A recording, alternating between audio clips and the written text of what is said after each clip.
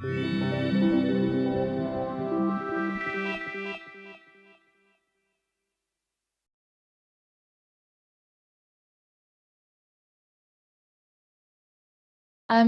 this is part of the Early Researchers Seminar series that's hosted by the Cambridge Reproduction. We're very grateful for all the volunteer coordinators for organising this series and to all the speakers who have agreed to take part. So these seminars are held online on the third Thursday of each month at 1 p.m. And the details of the forthcoming seminars can be found on the SRI website, and the link will be added in the chat. I'll give details about the next speakers at the end of this talk. So the Cambridge Reproduction is an interdisciplinary initiative that brings together researchers across the university with an interest in any aspect of reproduction, everything from science, technology, and medicine to arts and humanities. Membership is open to all staff and postgraduates and gets you access to our events, funding schemes, and our regular newsletters, which have research highlights, events, and opportunities in reproduction research. To join, just download the membership form from our website, which will be linked in the chat, and send it to Christina Rodzek, the Cambridge Reproduction Coordinator. And then there should be the link uploaded in the chat in a moment. So there's currently also a call for abstracts for next term seminars if you're interested in participating. So if any postgraduate students or postdocs would like to take part in the seminar, please follow the link on the Cambridge Reproduction Network website. I'd also like to let you know that whilst we're recording this session, the question and answer sessions won't be recorded. So it will just be the people who've given explicit consent for that. So today we've got two fabulous researchers. Dr. Nayra Martin-Key will be our first speaker. She's a postdoctoral researcher at the Cambridge Centre for Neuropsychiatric Research in Professor Sabine Barnes' group. And her talk today is entitled Proof of Concept Support for the Development and Implementation of a Digital Assessment for Perinatal Mental Health, Mixed Methods Study.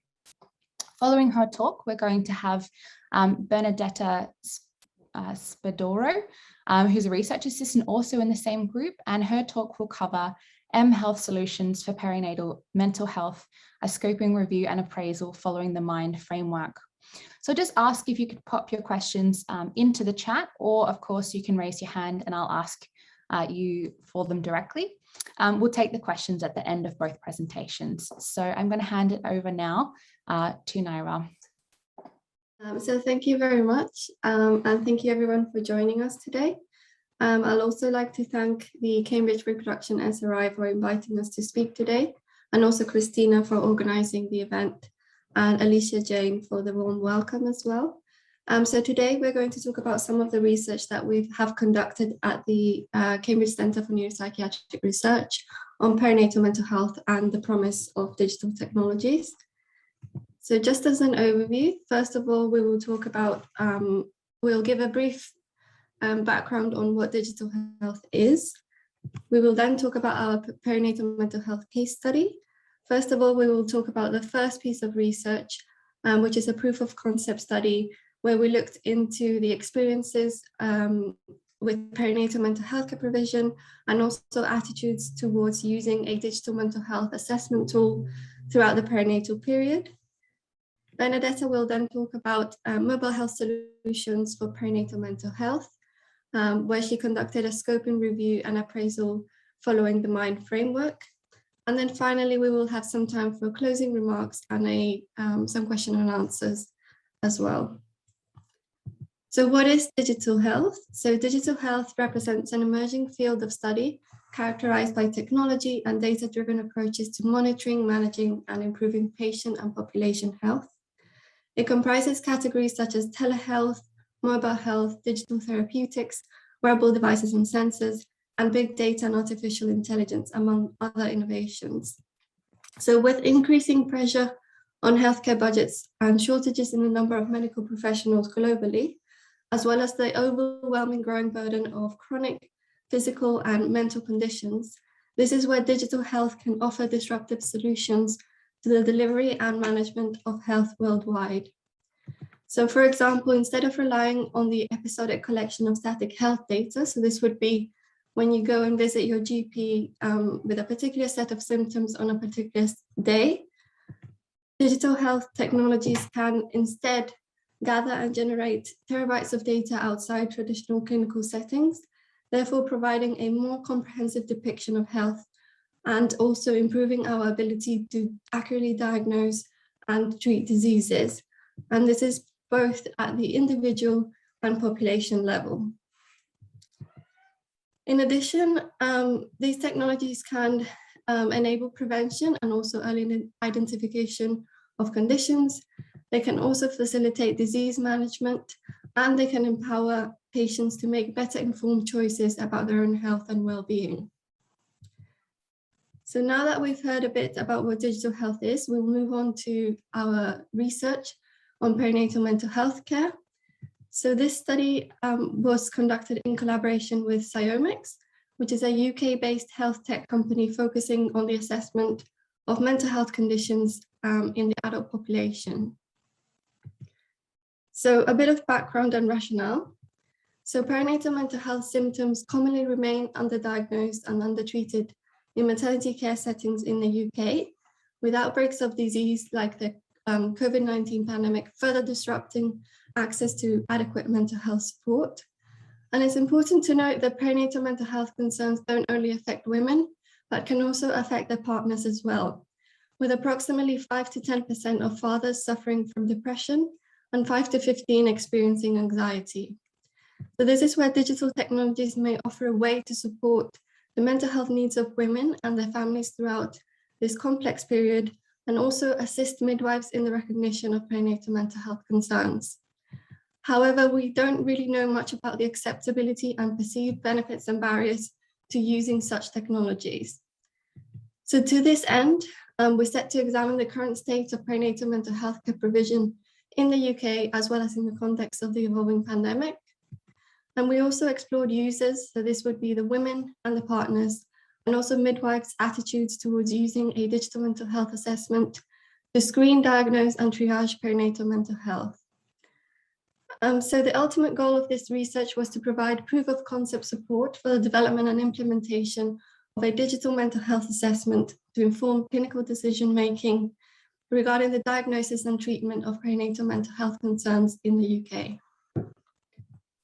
So moving on to the methods, we had 829 women, 103 partners, and 90 midwives who participated in the study. And the study involved completing an online survey focusing on the current standard of perinatal mental health care provision in the UK, attitudes towards using a digital mental health assessment throughout the perinatal period, and also facilitators and barriers to use. Regarding the facilitators and barriers to use, we employed a behavioral framework called the COMBI model. So this is a capability, opportunity, and motivation model of behavior. And the COMBI model proposes that individuals need capability, so this represents the C, opportunity O, and motivation M, in order to engage in a particular behavior. So capability is defined as an individual's ability to physically and psychologically perform a behavior of interest. So in this case, it would be to use a digital mental health assessment tool. Opportunity indicates the external factors that can affect engagement in said behavior. And then motivation refers to a construct comprising of both automatic and reflective drives. This model has been frequently used to design healthcare interventions and also to understand complex behaviors that result from the interplay between different stakeholders. So this might be patients, carers, healthcare providers. And in our study, the model acts as a theoretical framework, informing future strategies that can address the barriers and facilitators to using a digital mental health assessment throughout the perinatal period. So moving on to results. So first we have perinatal mental health symptoms.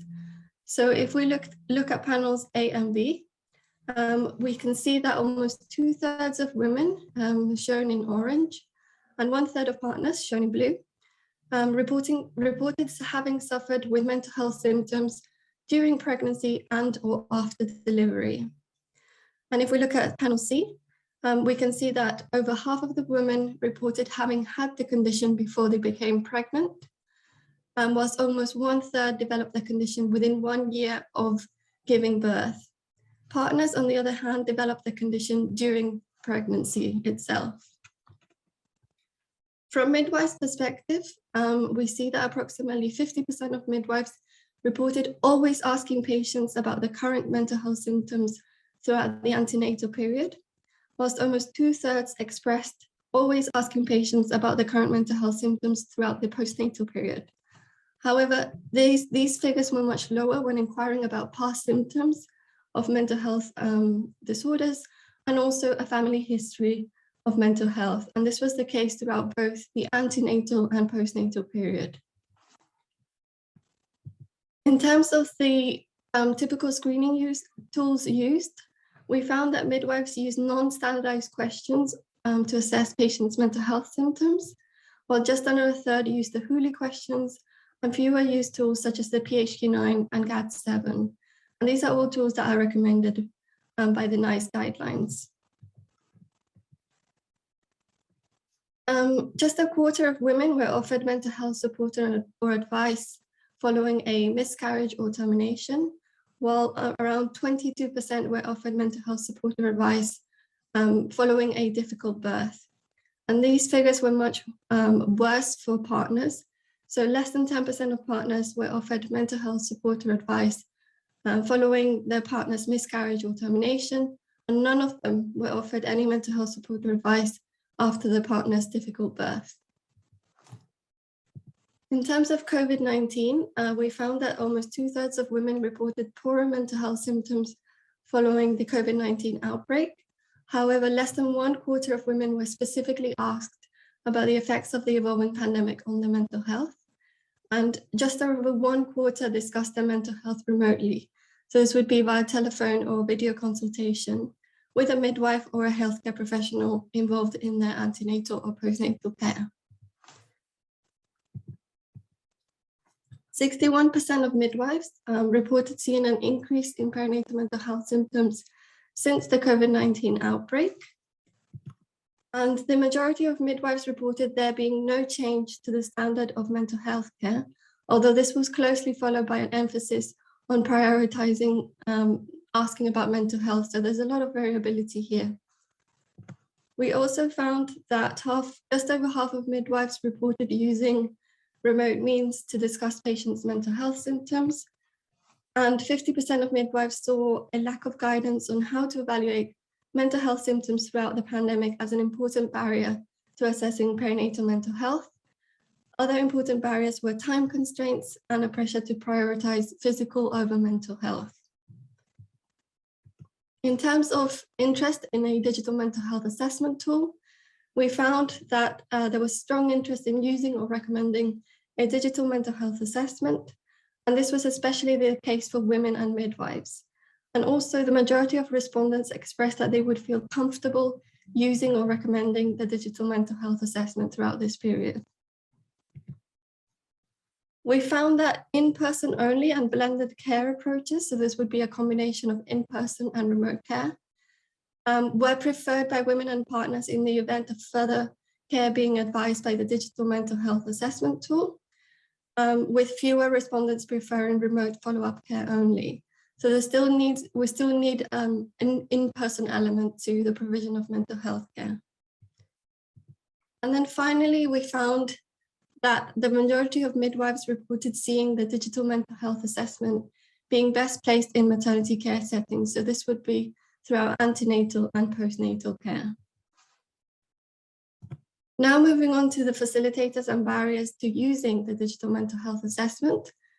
So as I explained before, we used the combi model of behavior, and here we analyzed open-ended response data using thematic analysis, which was then mapped onto the combi model. So the first component regards the facilitators associated with capability. So these are physical capability and psychological capability. So in terms of physical capability, respondents described that the digital mental health assessment tool has the potential to provide more accurate diagnosis by facilitating clinical decision-making and also by being more comprehensive and objective than the current standard of care. In terms of psychological capability, we found that there was an increased potential for increased awareness and also understanding of mental health as a benefit to using a digital mental health assessment tools. And this is especially important by partners and midwives. In terms of barriers, we found that the complexity of mental health and the fact that a remote approach would impede users from delving deeper into particular symptoms or concerns. This could be seen as affecting the accuracy of the tool. And this was particularly important for women relative to midwives. And then moving on to psychological capabilities. So one's capacity for self-reflection and awareness of difficulties, as well as general issues surrounding comprehension, were often seen as important barriers. So it's crucial to design a tool that can cater to individuals who may find it difficult to complete a digital mental health assessment, such as those with poor comprehension skills or learning difficulties. Moving on to the motivation component.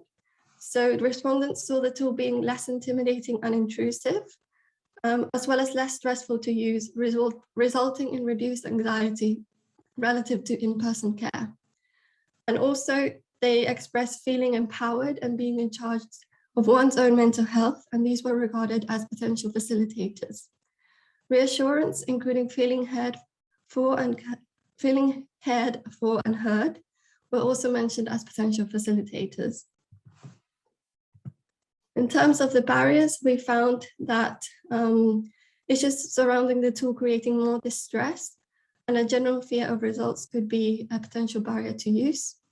And then also having to take the initiative to prioritize one's mental health was also seen as a barrier. The tool being impersonal was often identified as a barrier as well.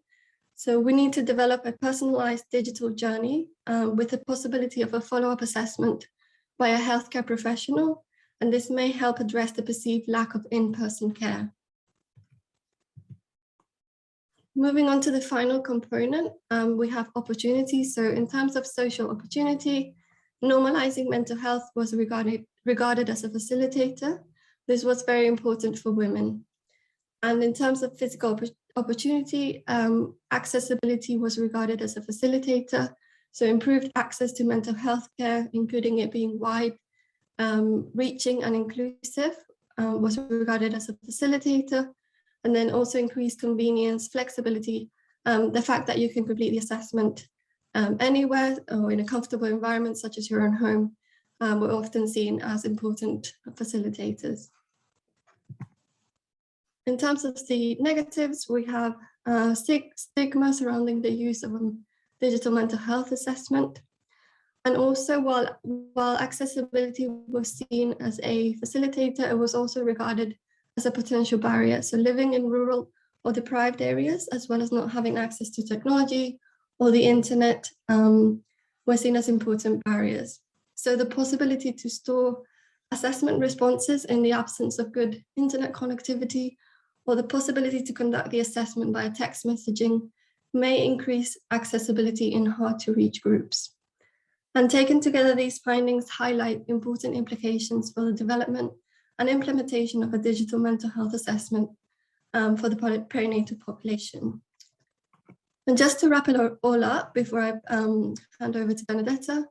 So the findings from the current study highlight that there's an urgent need to improve and standardize perinatal mental health care provision. We need more mental health support for women, but also for partners as well. So we suggest that moving away from a women-centric approach to maternity care and treating the family unit as a whole is likely to be beneficial. We found that there was a strong interest in using a digital tool throughout the perinatal period. So overall, this study provides proof of concept support for the development of a digital mental health assessment to inform clinical decision-making for perinatal mental health concerns. And then finally, we suggest that adopting a co-designing approach to development where all potential users are regarded as collaborators could help overcome some of the barriers that were identified and potentially create a tool that can be used for the perinatal population. So now I'll move on to hand over to Benedetta.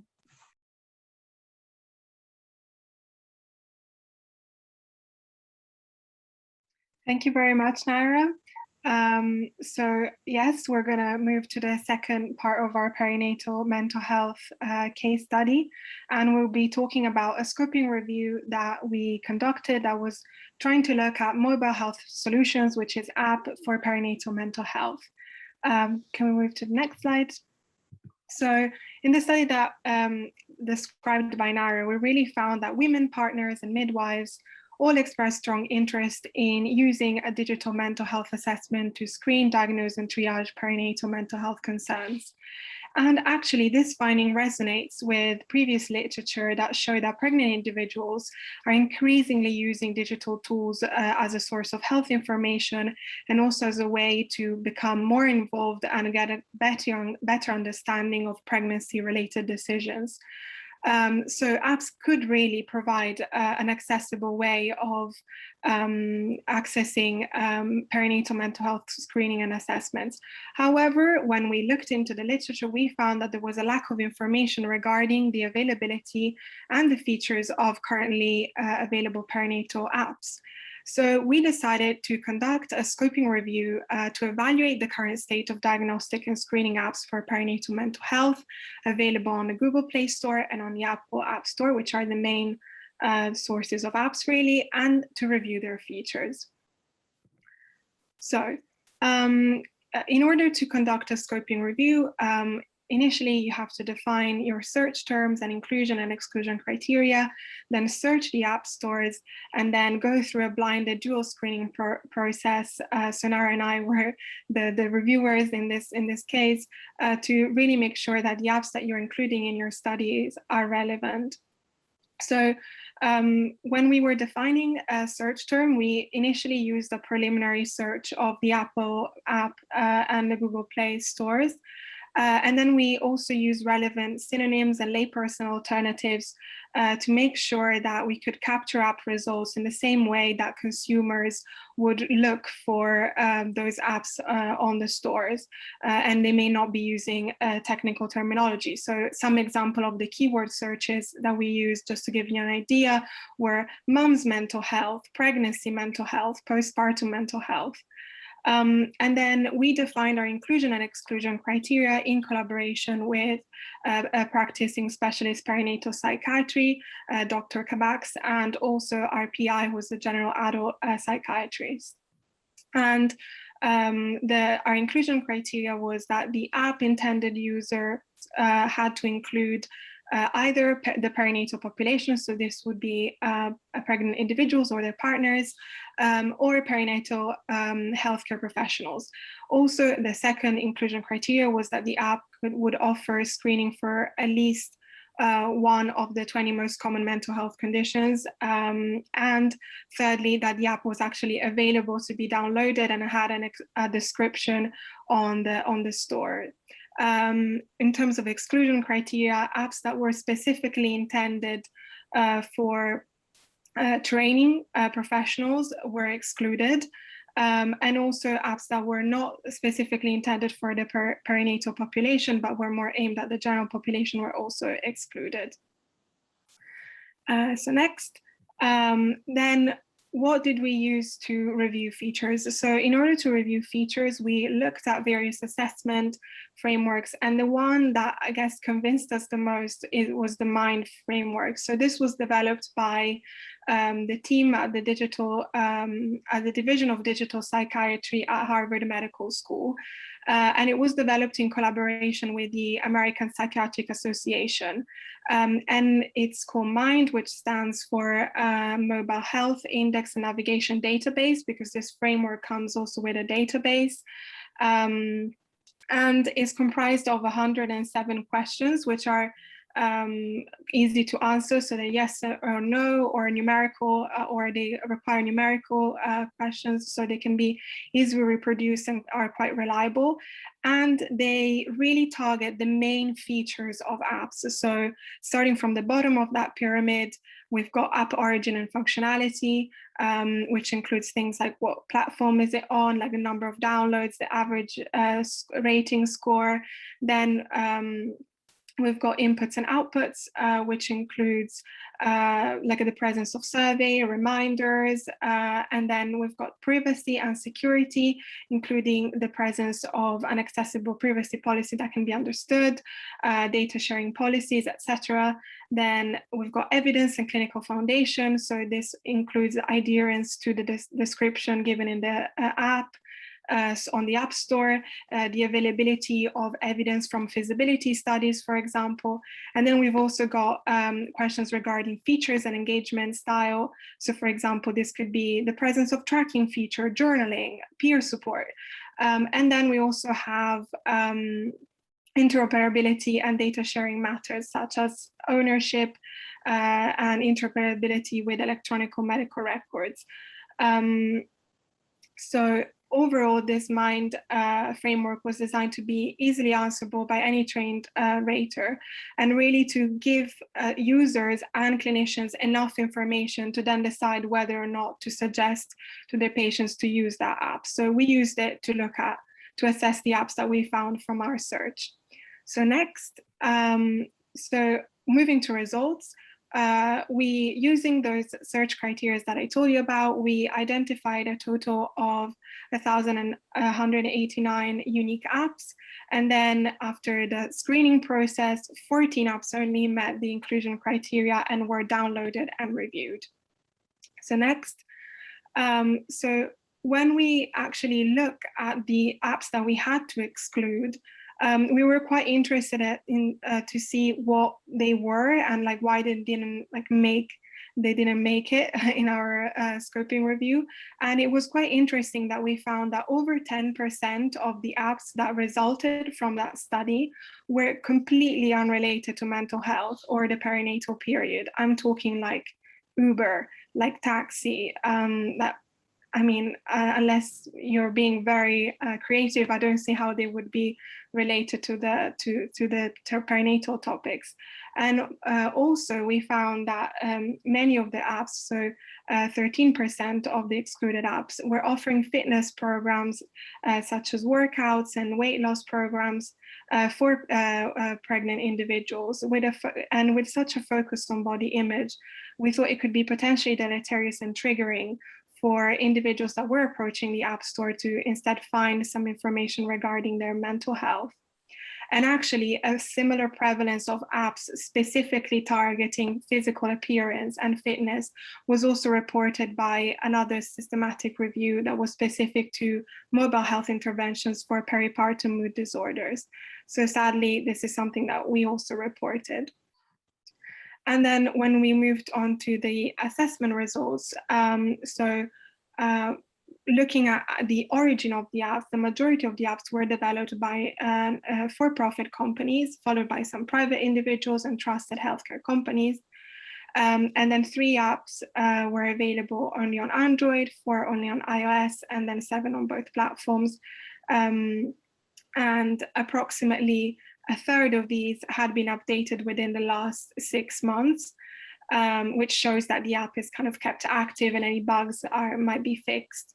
Then when we're looking at the kind of material that was actually on the app, 12 apps out of the 14 offered the Edinburgh Postnatal Depression Scale in its original form or in rephrased version. Additionally, we also report that one of the apps had a screening for anxiety, insomnia, and post-traumatic stress disorder, which was really good. And the majority of the apps provided the user with a mental health screening score, and then some short summaries about what the score meant and the clinical significance. However, what we were finding was that not all of the apps were reporting clear duty of care messages or providing crisis hotlines upon disclosure of thoughts of self-harm or suicidality. And actually, in 4 cases, the hotlines that were provided were US-based, but we were filling in the survey, the questionnaire from the UK. So again, we see that the kind of references that were given were not personalized to the user location.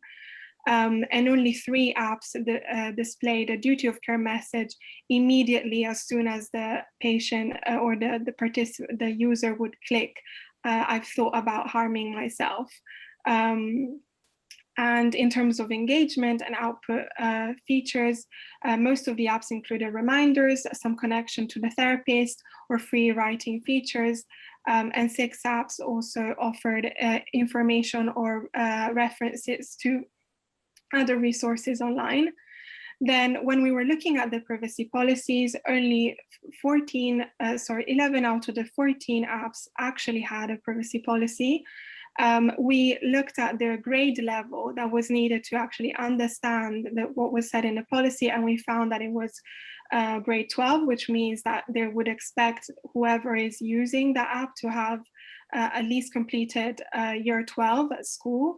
This is sort of quite high in comparison to the guidelines, which say that normally the grade level of privacy policy should be around 8.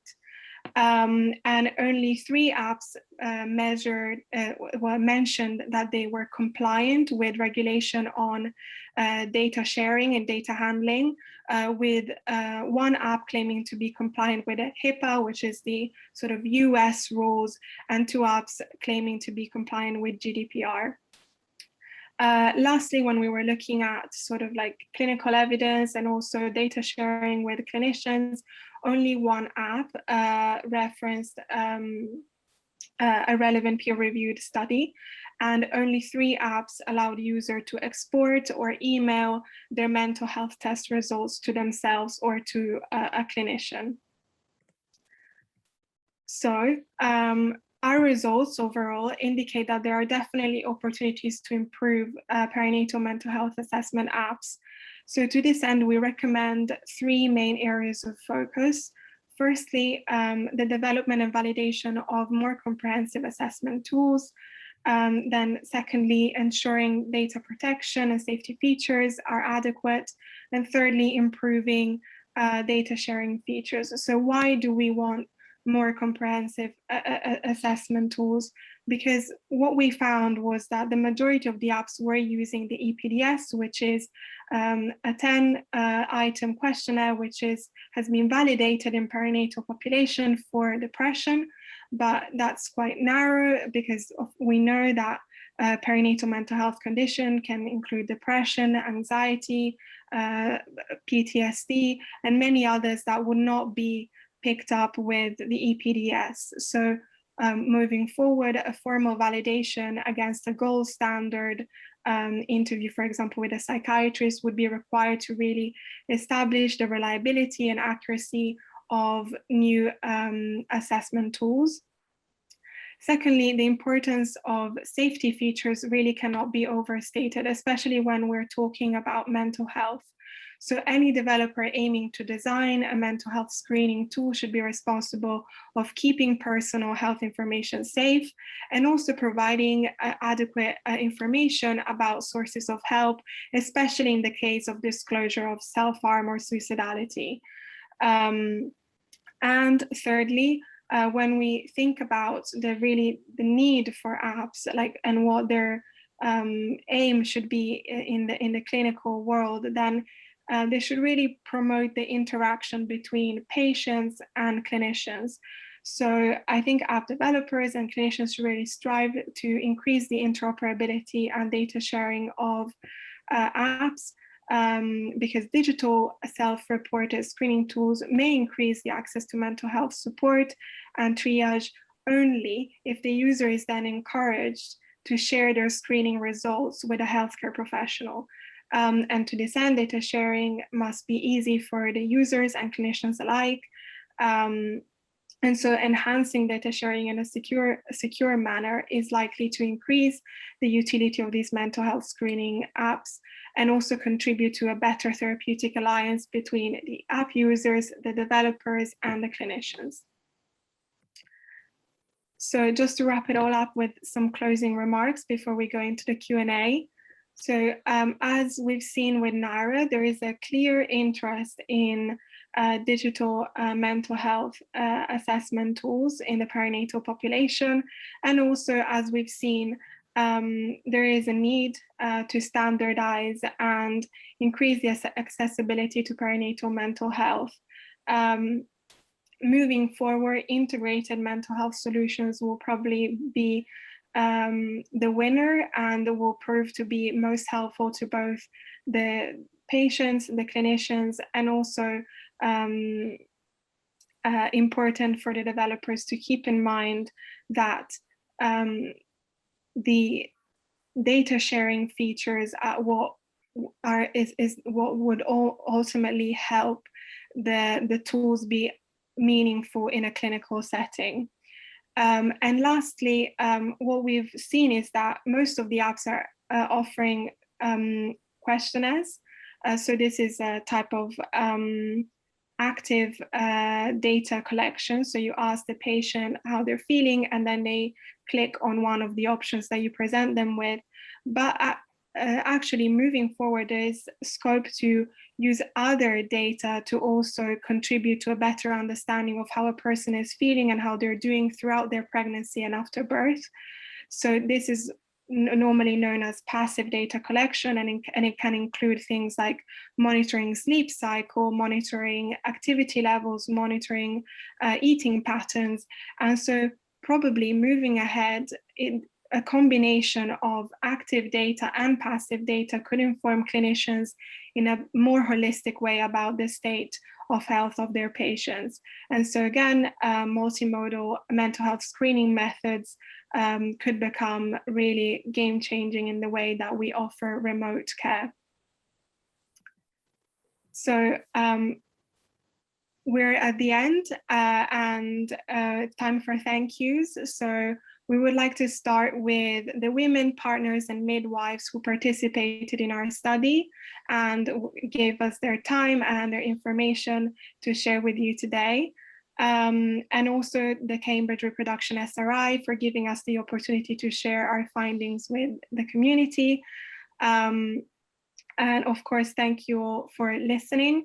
And also we'd like to extend our thanks to our principal investigator, Professor Sabina Ban, and to other scientists who collaborated on this project, Dr. Thea Shea and Erin Funnell.